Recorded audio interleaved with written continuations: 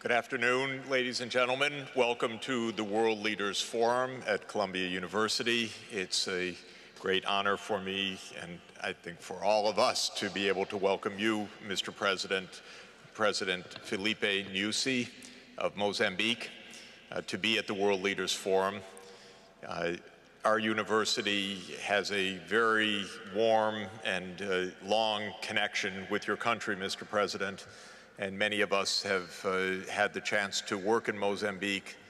We know that it is a beautiful country and with wonderful people, and we're very, very fortunate to have you today. 2 years ago, we were honored to welcome President Guebuza to the World Leaders Forum, and we're therefore very lucky and fortunate to welcome you in the first year of your presidency. President Nyusi became president at the beginning of this year in January 2015.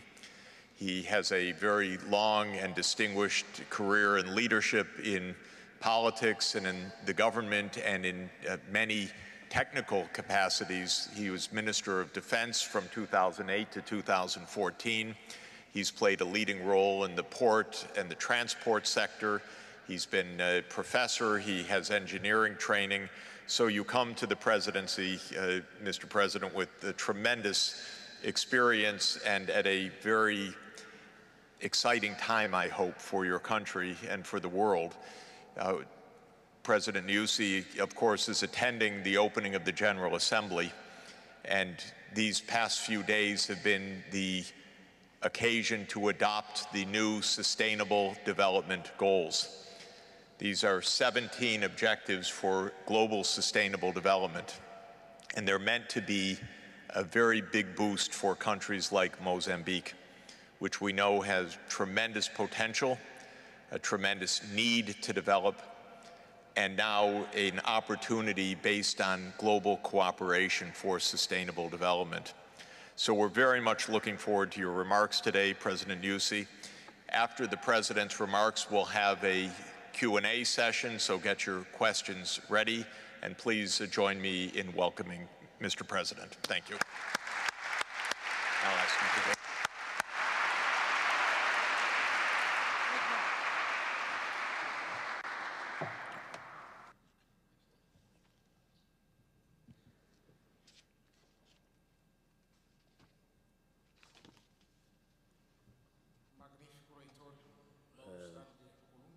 Magnificent Rector of Columbia University, distinguished deans and directing staff, esteemed professors, distinguished invited guests, ladies and gentlemen.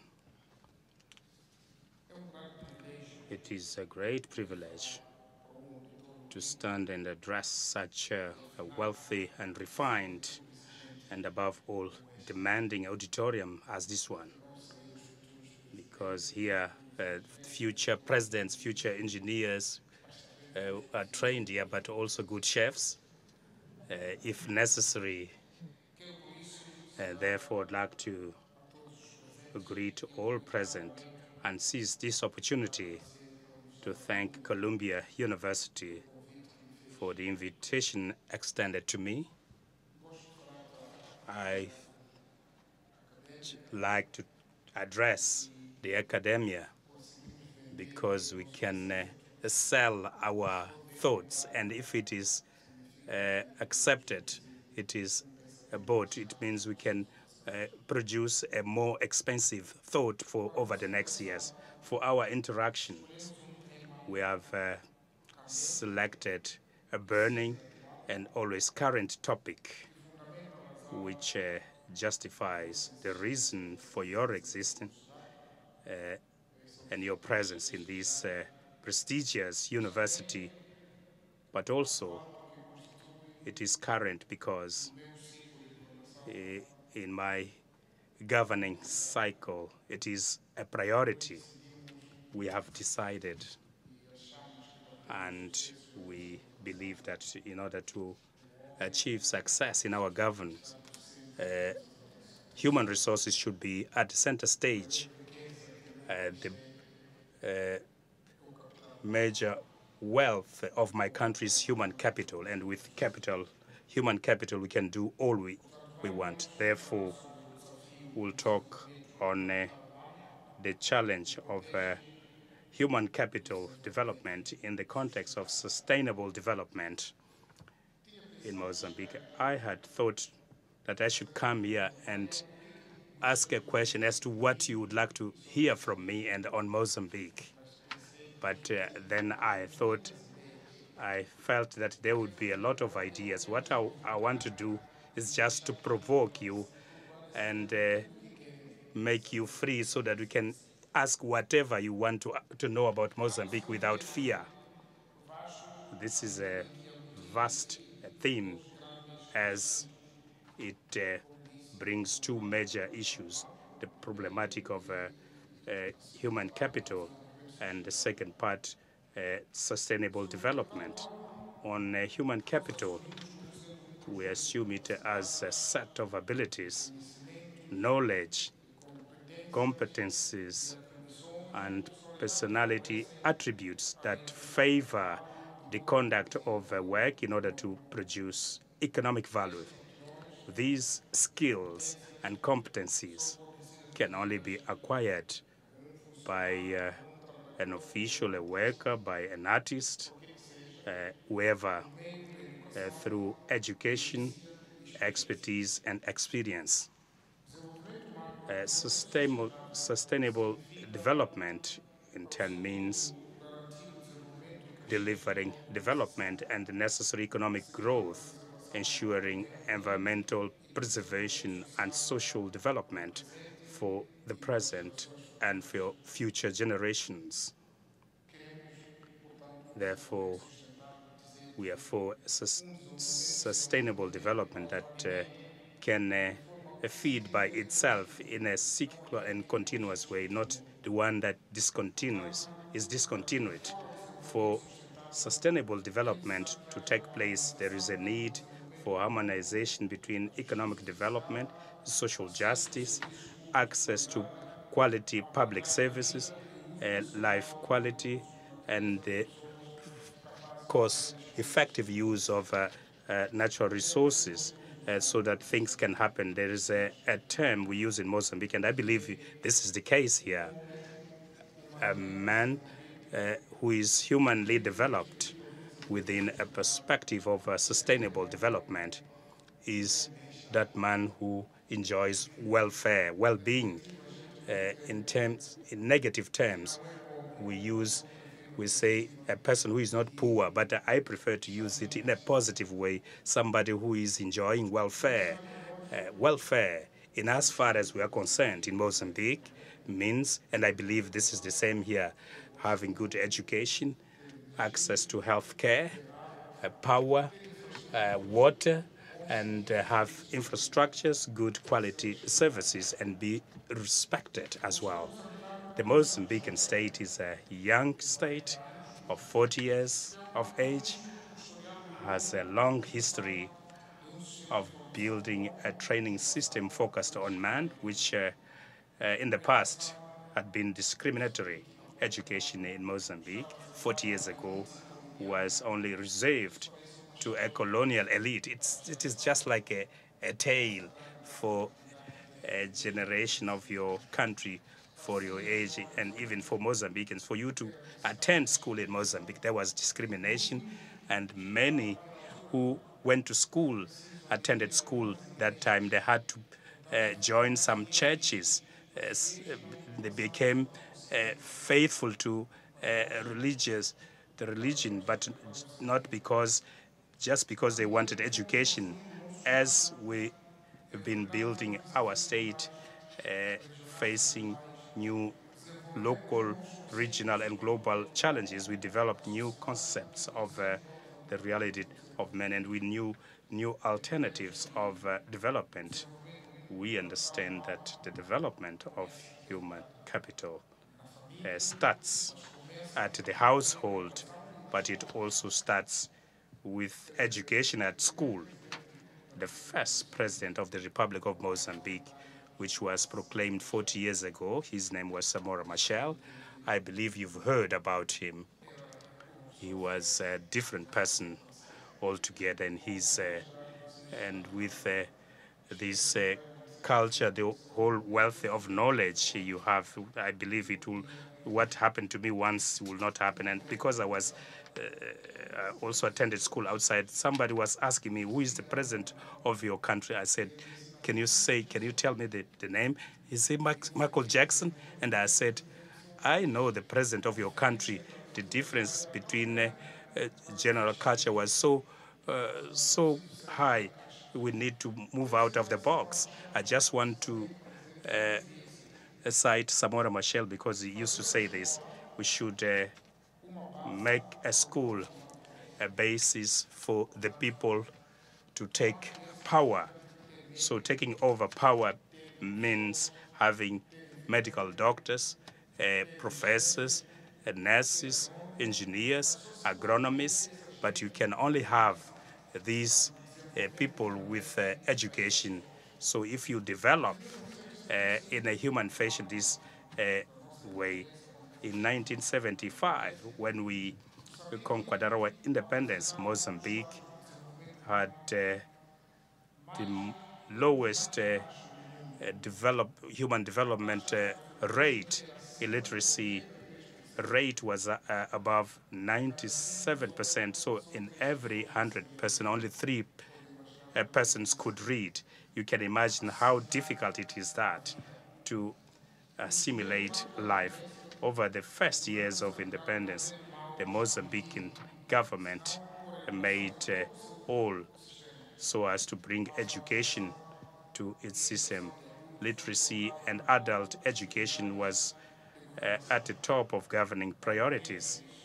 Peasants, workers, defense and security members were directed to go to school.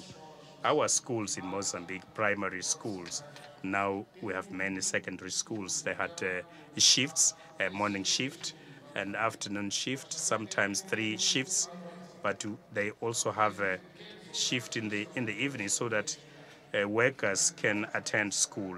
And most of them who are in my delegation had an opportunity to attend school in the evening. Today we have so many with higher education, but that was a battle. We were just coming across one another at school, so desks were used fully. That's how, through various literacy campaigns which counted on a broad-based adherence by various sections of the population, it was possible to reduce illiterate rates to 72.2% in 1990. Therefore, after 5 years of independence, from 93% of illiterate to 72.2%. This taking into account the resources available in Mozambique, particularly human resources. In every 100, you had 3. We started teaching people 3 persons, which means that the speed of training would have to be very slow. But even under those circumstances, we managed to fast track the levels of education and schooling of women and girls, which has been our focus, has been moving out of the total of those who attend literacy and adult education, 60% are women. You can see that we have more women.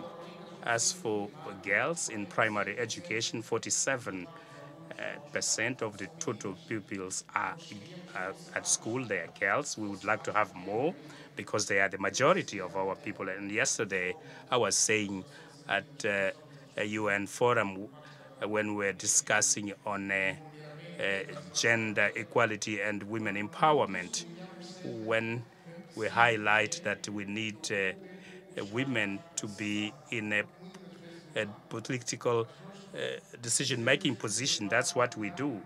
But we wanted to take a message, to convey a message that it is not enough to have women who are leaders, who have political decision. It is important that women are in a decision-making position, but if that woman has no education, has no health care, and has no resources to grow, the living standards are very low, because it is easy to state, for instance, in this university, that all chancellors or rectors can be women.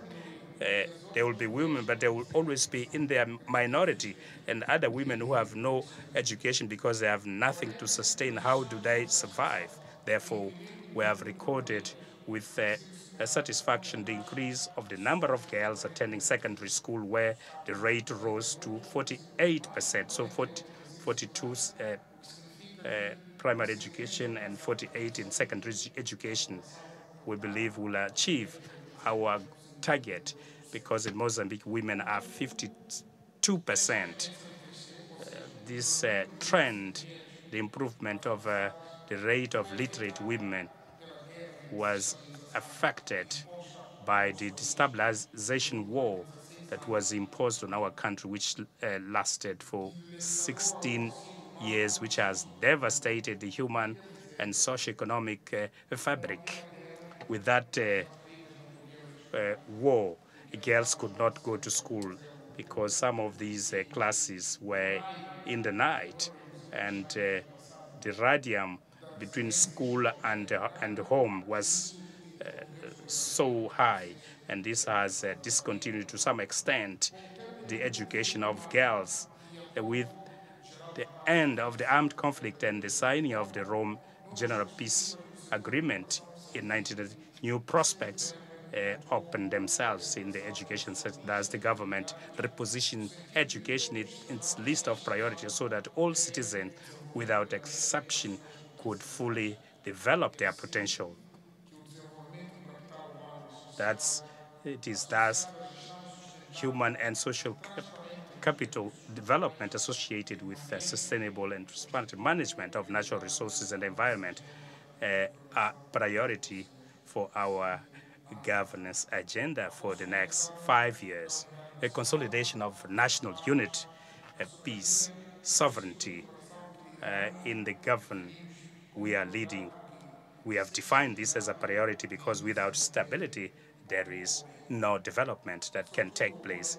So everything can happen in peace if we are in conflict, if we are in a situation of war, as I've illustrated what made girls lag behind. It was due to the armed conflict.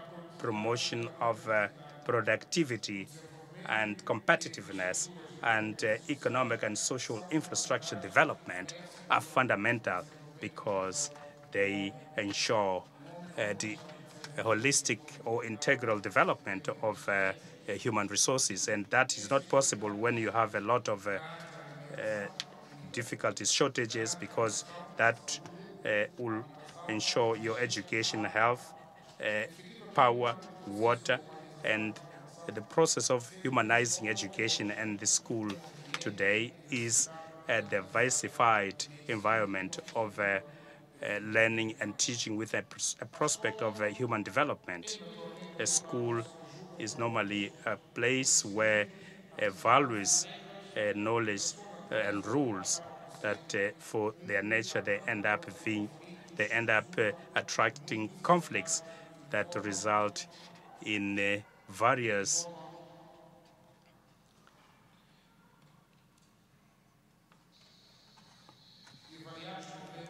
and varied problems that it must solve. It is in this regard that we have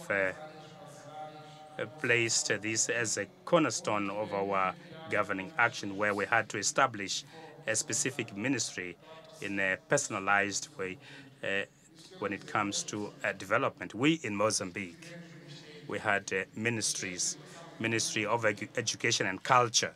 That's how this ministry was called. But we felt that culture is a broad area. So if we put education in this broad area, we were just shadowing one of the areas, either culture or education. But later we had a Ministry of Education. But they brought together higher education, science, and technology. But we could also see that the education was not being achieved as we would desire, which is human development. That's why our ministry is now Ministry of Education and Human Development, so that we focus on human development, because This is the bedrock of our governance. So our governance is centered, is focused on human capital. So within the framework of social development, the school is an environment where people have to learn, and they have to take into account the surrounding cultural environment. They have to learn how to learn. It is very important. We would like to evidence that in the human development process, a man should be autonomous in collecting knowledge. We may study, but when we are at the end, we are not able to address any problem. So this means we have not yet learned to learn. There are people who are attending schools come from different backgrounds and generate complex interactions which are important for development. We are talking about a multicultural environment which allows students to grow through affection, and this is a preparation for an integration into the society. And as a labor, we see the school as a fundamental institution, not only for the training of an individual, but also for the responsibility for the evolving of the society and humanistic concepts that are conveyed. The school is a mirror of transformation and of its development, and it should be prepared to teach for the future, upholding the most important values of the society. What is important is that teachers and students should learn to understand as to where are the problems of the society for which they are working, and they should be able to find relevant solutions in real time. This is a virtue to understand phenomena, because a man, once again, should be self-sufficient, self-sustainable.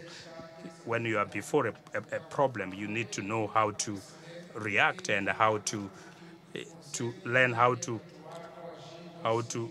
learn. It is very important because you can act in accordance with the reality that surrounds you. Therefore, the school has to provide an environment for a personal and social development, and a citizen should be mainstreamed in the society. As we develop a set of systematized activities, knowledge and personal experience and ways of acting in the world that surrounds them, this enables the school to build a committed citizen with the society and competent in his or her profession, distinguished members of the academic community.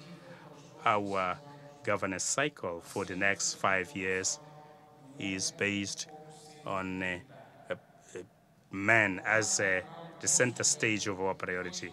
Our government 5-year program has been structured in an integrated manner, having in view in order to meet the basic and quality needs of the society.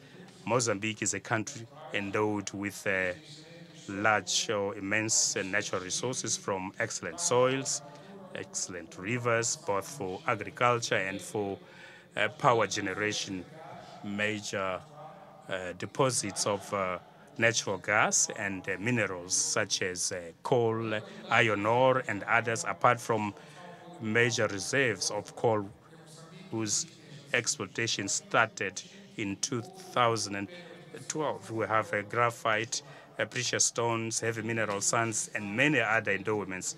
However, we need to promote investment, develop agriculture, fisheries, and tourism. We need to exploit in a sustainable way natural resources. We need to develop social and economic infrastructures that can improve the living standards of the Mozambicans. This is possible if we promote industrialization, which can only be sustainable with human development, which is the most important capital. Today I was talking at the UN radio. A journalist asked me a question: this ambitious program from your country, where are you going to find the money? Where do you get resources from?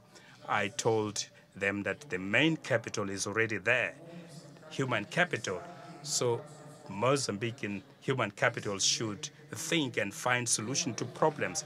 And this money is one of the factors that has to be taken into account. So agriculture should be based on the transformation of commodities or raw materials that the country has and different opportunities.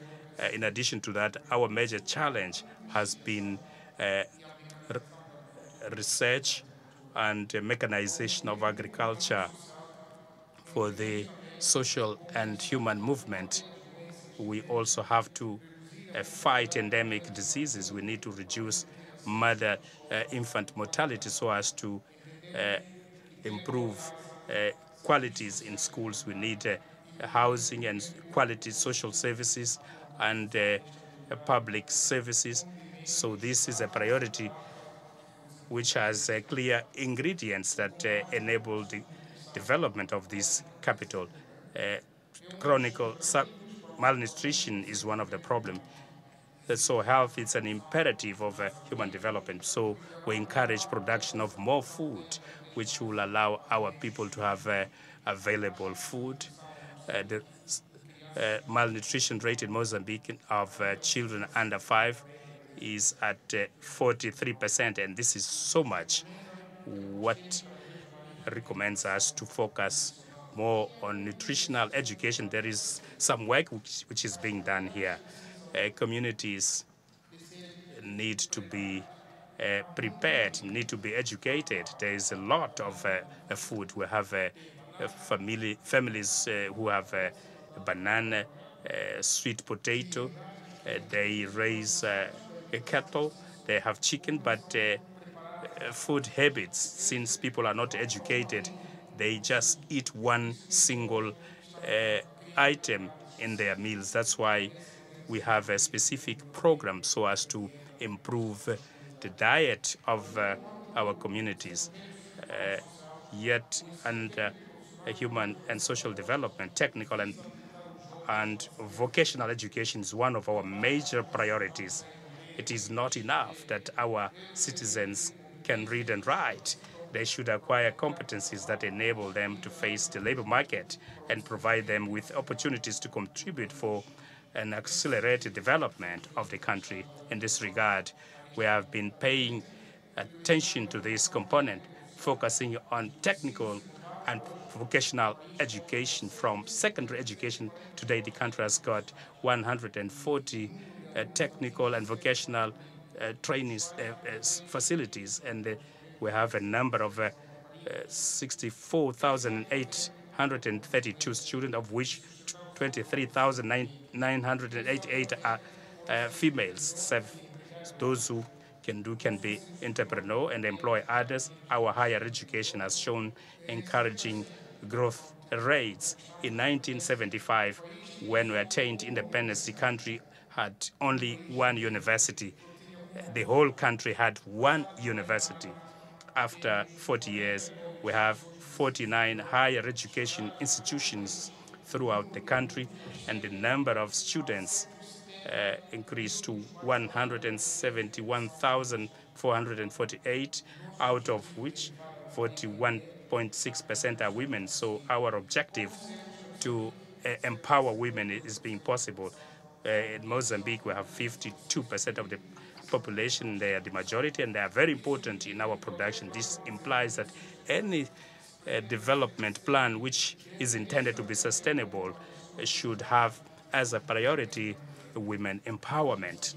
As today, Mozambique is one of the countries that is growing, has got our growth rate is at 7%, and this should increasingly be reflective on the living standards of each of the Mozambican citizens.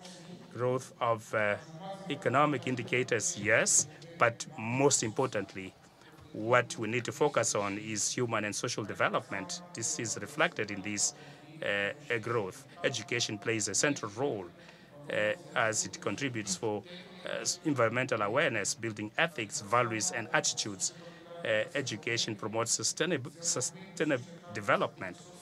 The sustainable development of Mozambique can only be achieved if we have a strong human capital capable of addressing challenges. That is why we have chosen the topic where this university plays a major role, because you are training human resources. During my inauguration, I will just remind you of one of my statements on the 15th January. I said our priority in terms of consolidating education and administrative institutions is aimed at producing management and promotion of knowledge. We stated this because we believe that the laboratory of solution is an training institution, an education institution. We came to talk to you, but we came to listen, because this is the laboratory of knowledge, of expertise. So this University of Columbia can come up with its own brand, reference brand, which is through its quality of its products. One of the parameters to measure this is the integrity of their students in terms of the demand for their products. One of the major qualities is the level of sustainability of development, which results from a human capital trained here.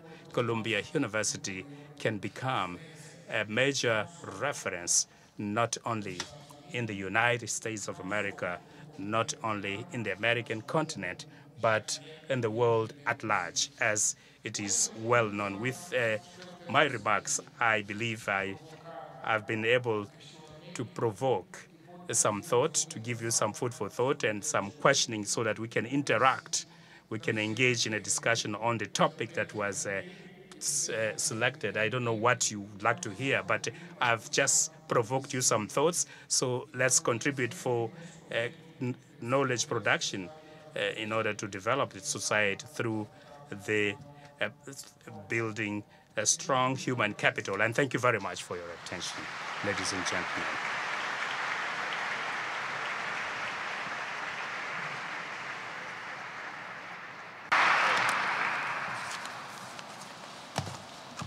Wow, Mr. President, that was absolutely wonderful. You're singing the music we like to hear, which is the importance of education for bienestar and for economic development. And I want to say before students that are interested should be ready to take the microphone, so you can go on both sides. But Mr. President, I'd like to say just at the start that we are with you. We'd like to support you in very practical ways. We have a number of initiatives of new ways of training, for example, using information technology to expand dramatically the reach of our courses. I'm very happy that my lectures here are on the phone, freely available for any student around the world. And in these courses now, 30 or 40,000 students each semester are taking the courses for free as well. So we have opportunities for online education. We have opportunities for helping at the primary and secondary level to extend quality education, major initiatives with Ericsson, the major phone company, which has a project on connecting the classrooms to online curriculum and to training students in computers and information technology. We have a training program in the mining sector, which is very important for your country, of course, because the mining sector will be providing huge revenues, and we would like Mozambique leaders to be very well trained in this sector so they can negotiate hard with their counterparts, get a good deal for the mining resources, and make sure that the resources are well used in the country for the development that you talked about. And I'll just say one more word, Mr. President, that Secretary General Ban Ki-moon asked me 3 years ago to help establish a knowledge network for the world in which universities all over the world would join together. We have hundreds of universities networked together, and we would very much appreciate having Mozambique's universities as part of this network. And that way we can make sure that we're sharing knowledge about the Sustainable Development Goals and also benefiting from your country's experience. So in summary, you've provoked a lot of ideas, and we so much admire your country and find very powerful your vision of education-led growth, that I want to say that we're very eager to work with you and to help you to realize this vision. So thank you very much for that very strong and I think very, very accurate approach to the development challenge. We have students from on both sides now. What I'd ask you to do is to identify yourself, your name, where you are in the program, and then ask a concise question. We're a little bit late. I talked a lot. We listened to the President's wonderful remarks. We'll try to get in as many questions as we can, please. My name is Job Wetterings. I'm a student in the business school. My question is the following. Having worked in South Africa, I've experienced firsthand how hard it is to transfer capabilities in higher educated, higher skilled sectors. And oftentimes the countries that are directly investing are way too much interested in extracting resources in return for exporting goods and services. So my question is, how do you align the interests of Mozambique with the interests of countries that are exporting to your country, and are actually, how do you get that knowledge transfer actually work? Mr. President, should we take a few questions? Okay, thank you. Boa tarde, Senhor Presidente. Good afternoon. Mestre aqui na Escola de Negócios. I'm from Mafalala in Maputo, and I have 6 adopted children in your country. It's an honor to have you here. My work in Maputo, I'm in charge of a social company which is not there only for profit, but it has social purposes. It creates companies and promotes education and health. I would like to know what Mozambique is doing or can do in future to promote social investment, not only an investment that has a benefit for some who are privileged. Thank you. Please. Boa tarde, Presidente. Meu nome é Mimi Saunders. I'm Mimi Sandra, and I'm in a master's course on human rights. I was a teacher at Edward Mondlane University. I had girls who... And I'm wanting to know how the government of Mozambique, or how do schools intend on addressing women and girls in specific, and are there any particular government programs going out there to support women in education? Thank you. Please. Thank you, Mr. President, for coming here to speak with us. My name is Cosmas. I'm a junior in the college, and I'm Zimbabwean. My questions are two-pronged. My first one is on the point of stability, which you brought up. This past Friday, we had a shootout between Renamo and the police, and 19 people died in a northern province.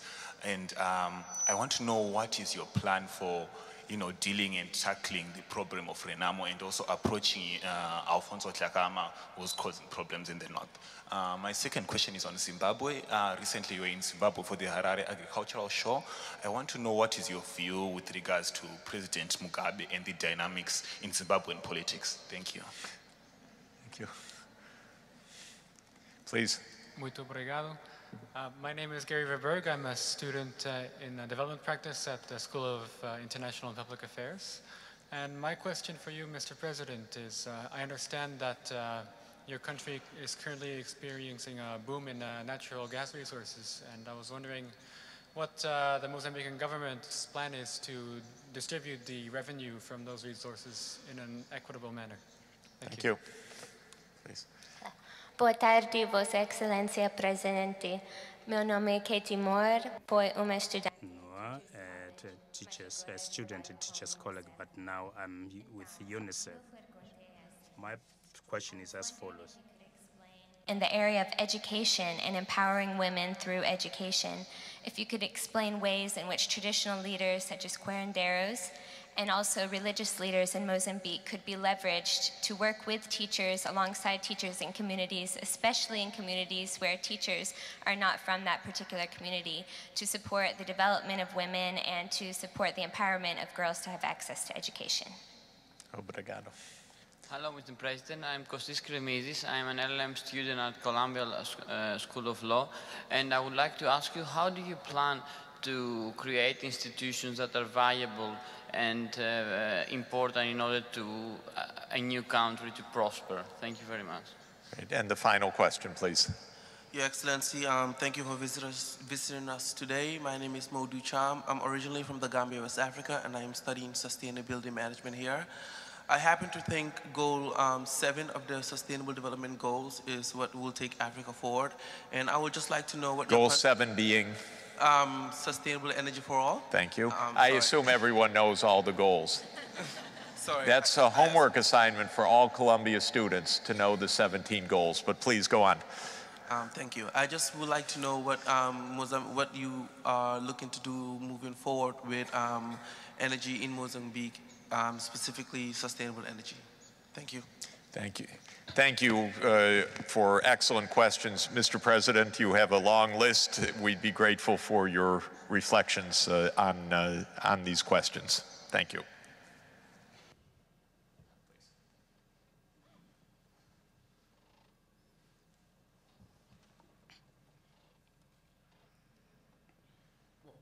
Well, I wonder whether this happens to you as well. When you prepare so much for an exam and you have so much prepared to do this, but when you get there, the exam is so easy. So my exam is so easy with so easy questions. I had a ton of answers, but I wonder where I will unload this, but I will just unload 1 kg, 1 kilogram. Well, the last part, one person who spoke will repeat the question. I didn't understand the question quite well. In the meantime, I'll react to the first questions. Knowledge transfer aligned with interests of investors and businessmen. In this case, you gave an example of South Africa. This is more linked to mining or extraction of mineral resources. We are aware of that.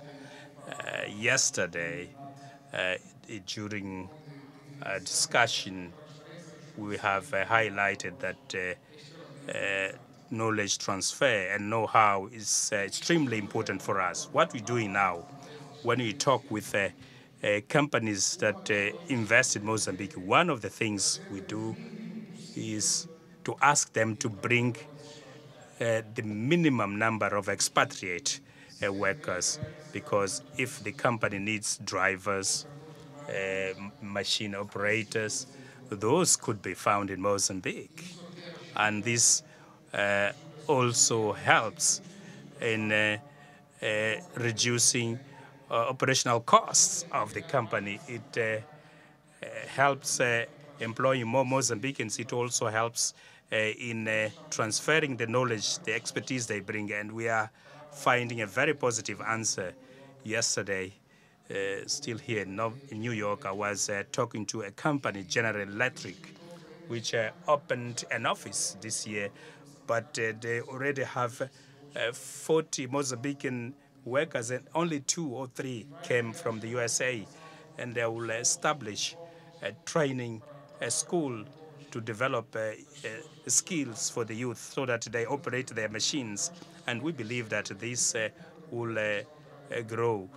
We have another company which is working in Tete province in Moatize. I would like to provide you with concrete examples because I don't want to talk in terms of generalities. Anyone can talk about that. In Moatize, there is a group of youth, the biggest a truck or lorry in Mozambique or in Africa is driven by a lady, a young lady. And she was trained in Mozambique and some were trained abroad. So they are required to have a maximum quota or a maximum share of Mozambicans working in their companies, and also to establish skills development facilities or training courses, because of course sometimes these young people are trained in their home of origin and we are being successful. We have this in agriculture. We have just unveiled in Zambezi province a greenhouse, an area for planting to breed trees. We have people who are, most of them are Mozambican, just 1% are expatriates. So we are meeting our objective. The young from Mafalala, who's got 6 children in Mozambique, adopted children in Mozambique. I would like to congratulate you. It means that you are doing something socially and you are leading by example, and you are asking how are we doing to promote processes and social projects in this case in point, to have assistance and incentive from the state. When you register your company, you just explain to us what is the project. We have a Ministry of Gender, Children and Social Welfare has an obligation to follow up on this process, including in education. If these are education projects, the Ministry of Education does not only provide the curriculum and the necessary materials, they also provide teachers who can be paid by the Ministry of Education, and you develop this project. What is important is that they should be eligible, they should be certified people, and they should, and it includes a social area. We have, for instance, religious faith-based organizations, and they also have an assistance in our country. So we are also following up. They are being taken care of. I've been asked as to how the government of Mozambique is addressing the issues of girls, and this question was repeated by somebody else. There is somebody else who asked the same question. So 30% of my remarks, I spoke about gender. I said women are 52%, the majority, and this is a vulnerable group of our people, vulnerable to diseases, and they have some difficulties in attending school. If you ask me what support we can provide to community, now, for instance, we have a problem as to why education for women has been difficult. We have early marriages. We are doing our level best so as to discourage early marriage. There is a fact to consider that a lady could only be a wife, should only serve a man. We are trying to change the mindset so that people understand that women are equal to men. Those who visited Mozambique 10 years ago, they will find a different situation. Girls, women, they are very proud of doing everything. Most of the nurses in Mozambique are women. And the last statistics are asked, most of the medical doctors trained in Mozambique are females.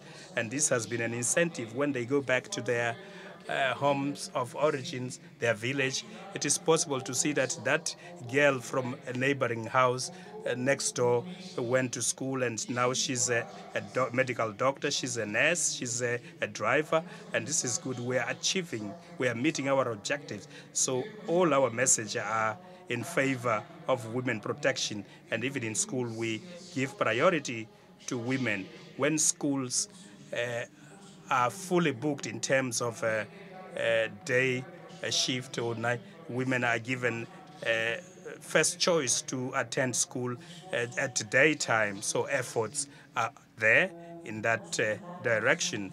Our brother, our neighbor from Zimbabwe, talked about stability first, and then he asked what is the dynamics of the Zimbabwean government. It's stability, of course. Those shootings are being mentioned. I was very happy when you say that you know that Dhlakama is causing unrest, is causing problems. This is the best term. It means the international community should be aware of what is happening. So this destabilization which is happening, it has always been there. In 1975, we became independent after independence because we knew that Mozambique shares borders with Tanzania, Malawi, Zambia, Zimbabwe, South Africa, and those countries, all those countries, most of them. South Africa was under the apartheid regime, racial discrimination.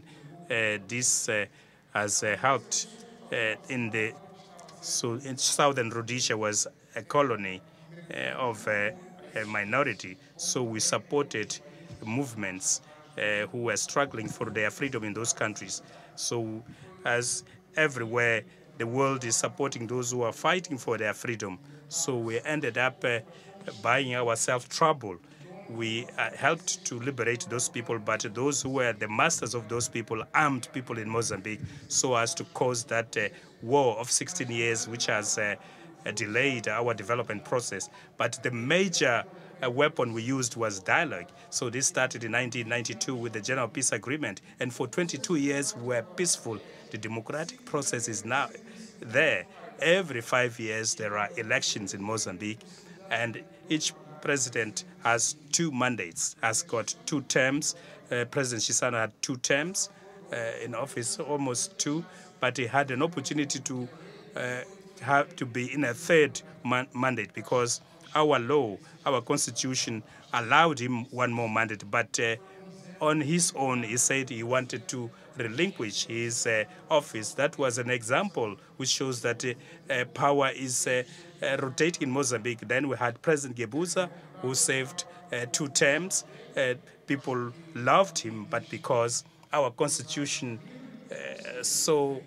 provides that he had to serve for 2 terms, he relinquished power. Then we had elections which were internationally observed. They were recognized. I was proclaimed the president. But the same candidate who has always lost 5 elections, and he has always complained that elections were rigged, and he had a right. He's always saying elections were rigged. But international observers and some foundations from this country were in Mozambique to observe elections. African Union, European Union was in Mozambique, SADC was in Mozambique, and other individual observers who legitimized the process. And there was no reason for somebody who loves democracy not to accept his defeat and congratulate the winner. So in my term, I have inclusion as one of the key issues. So I listen to everybody. I've met President of Renam, President Dhlakama, but what he wants is beyond constitution. It's and I've committed myself to uphold the constitution. Otherwise, I'll be violating what is my mandate before the Mozambique. So we are focusing on dialogue. We are always these unrest will have to find some explanation. There can't be any skirmishes in a country which is a democratic, where state institutions are operating smoothly. I was the guest of honor to inaugurate the agricultural fair. I think you yourself, you are quite more aware of the Zimbabwean governance. I know this is a government that is out of election, where the Zimbabweans have voted. This means that these are the leaders that Zimbabwean people want, the way they are govern their countries, the way Zimbabweans want. In international fora, we always share views, democracy, best practices in terms of democracy and governance, so that they are more important and they are away from external interests. Mozambique, in terms of natural resources, boom. the first we want to do is to learn from mistakes of others. We do not want a gas to be a curse in Mozambique. We do not want a gas to be the only source of wealth in Mozambique, because in Mozambique Mozambique has always been there. We had food. It is not now that we've discovered gas that we think that gas is everything. So we want to diversify the economy, gas, power, energy, fisheries, livestock, agriculture, because this is how we've lived, and some of the areas are sustainable in an infinite way. How to distribute wealth. So we have to be transparent and open in terms of opportunities. Those who have the ability to invest, be it national investment or a foreign investment, they should be allowed room to do that, and they should compete. The way we are distributing wealth, so the profits from this business, not only from gas and other resources, so we take it for the budget, we build more schools, more hospitals, and we pay good salaries to teachers, to nurses, and we build roads. This is the best way to improve the living standards of the citizens. In some areas, we subsidize. For instance, if wheat is very expensive and not everybody can afford, so we can subsidize. In Mozambique, for instance, health care is free. Antiretrovirals, we are just giving them for free because we have a high level of HIV positive, which is 11%. So medication drugs for HIV and AIDS and for malaria are just for free. And we do not have a well where we take this money. We use those revenues. So this is one of the ways we are redistributing revenues. Education for women I've already answered, but I had asked the last but one speaker to repeat his question, but I would like to answer the last question on power, energy. So it is the next business for Mozambique. So power in Mozambique is blessed. We would start by renewable energies. We do not need efforts to find raw materials. Mozambique has got a lot of coal, and we're exporting this. We can also generate power out of coal. And Mozambique, we have rivers that are permanent rivers. One of the largest dam hydropower station in Africa is in Mozambique. It's feeding most countries, but we can do more. We have a possibility to build hydropower stations in Boroma, even in Kaora Bassa. So a stronger or more powerful hydropower stations. So in Mozambique, we have a lot of gas. So gas can generate power. So the next most powerful industry in Mozambique will be power. And we have a vision and strategy in that regard. We are working in that direction so that we also deliver sustainable energy or power. I wonder whether you are in a position to ask your question, please, the gentleman or the person who made there is a question I did not answer because the seventh person, and since I'm transparent, you talked about value addition. I think it was there. If nobody raises, it means you have understood all I said. So thank you very much.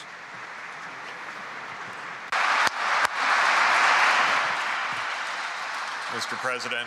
Senhor Presidente, obrigado por palavras tão claras, respostas tão abrangentes. Eu agradeço os alunos por suas... And we're very, very happy to have you here.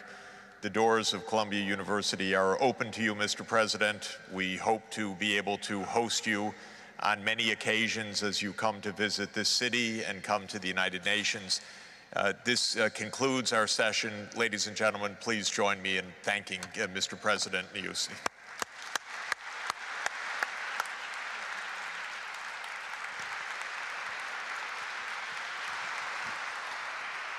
Ladies and gentlemen, please remain in your seats as we escort the President and his delegation out of the building. Thank you.